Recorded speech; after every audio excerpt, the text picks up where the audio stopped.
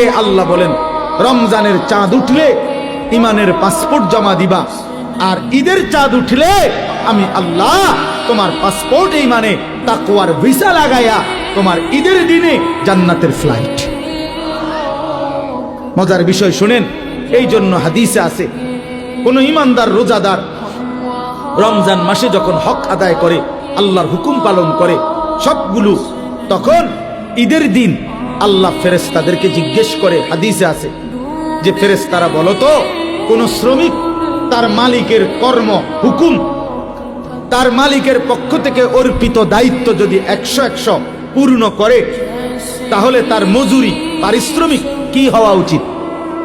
তো ফেরেশতারা বলে, আয় আল্লাহ, এমন শ্রমিককে তার পূর্ণ পারিশ্রমিক দেওয়া উচিত,